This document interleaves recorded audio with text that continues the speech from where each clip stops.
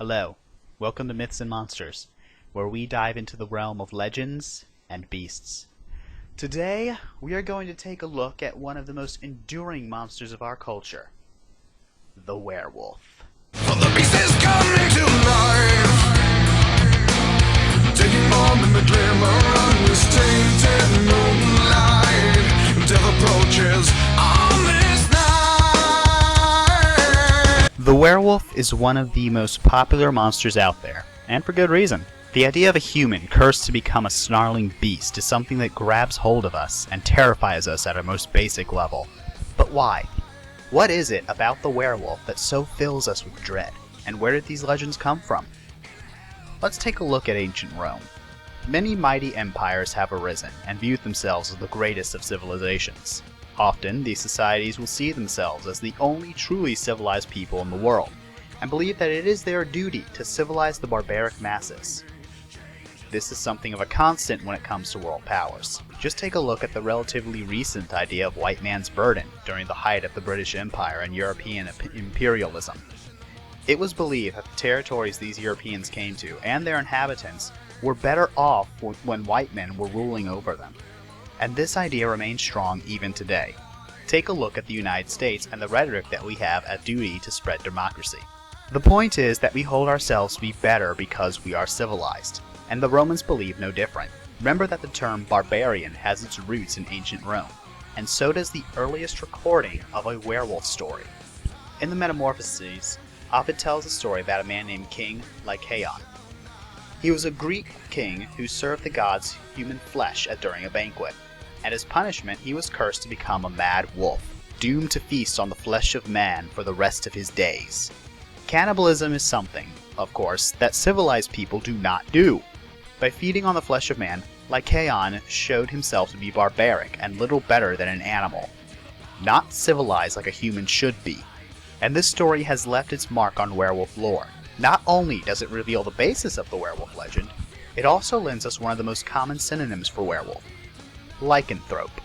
While no one can be quite sure if Lycaon was the originator of the werewolf myth, it is undeniable that the idea of a human who could become a wolf spread throughout Europe. For much of European history, wolves were regarded as evil. They fed on our flocks, they fed on our children. The wolf was the very representation of why humans should fear the wild, where it is a dangerous place, where death awaits around every corner. But of course, humans are above nature. We are not mad and wild beasts. We are rational.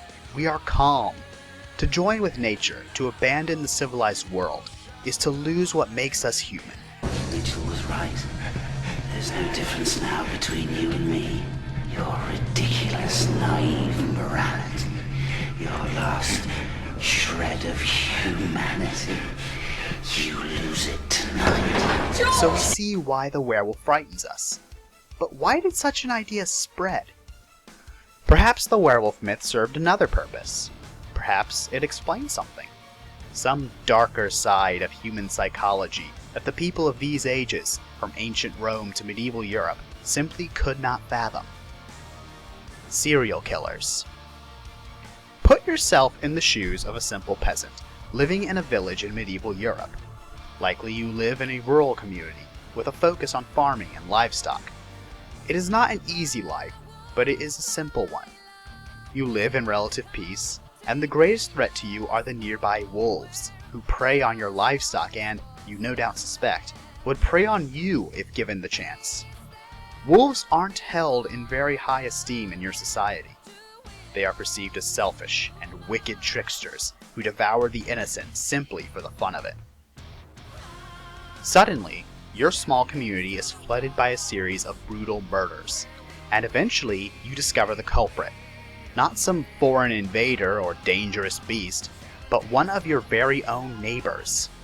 This is something beyond the scope of what you have ever had to deal with. What could possess a man to act like this? To behave like a wolf?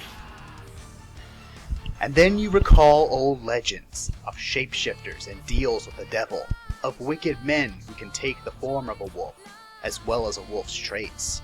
This, then, is your explanation.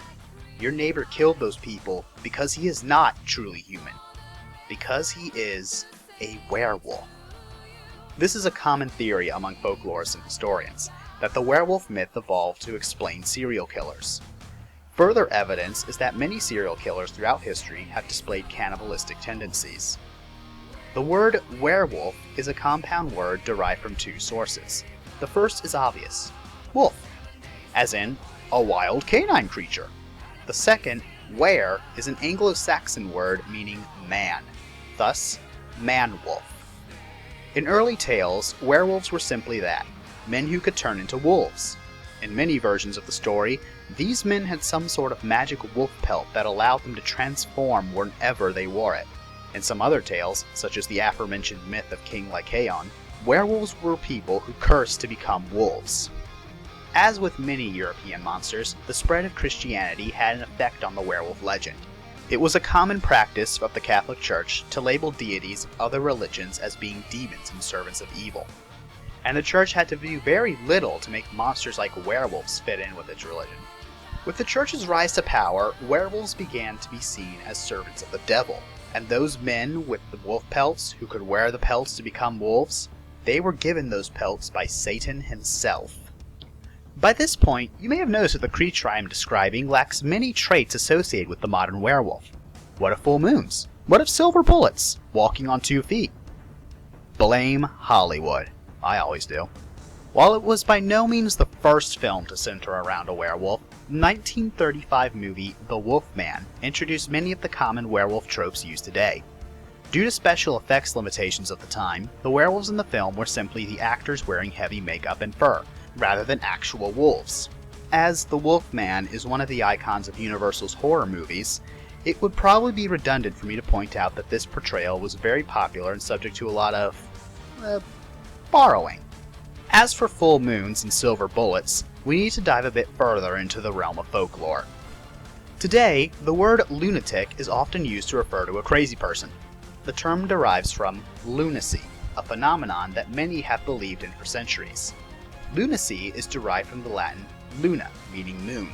It was also the name of the Roman goddess of the moon.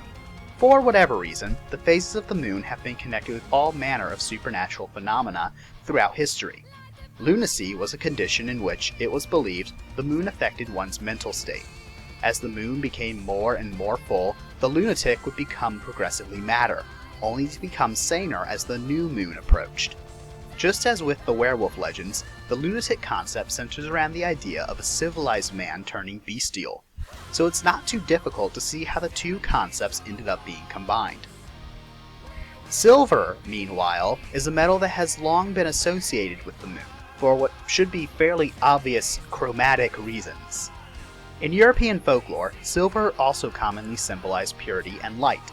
In legend, silver was a common weapon against all manner of beasts, werewolves included, due to this symbolism.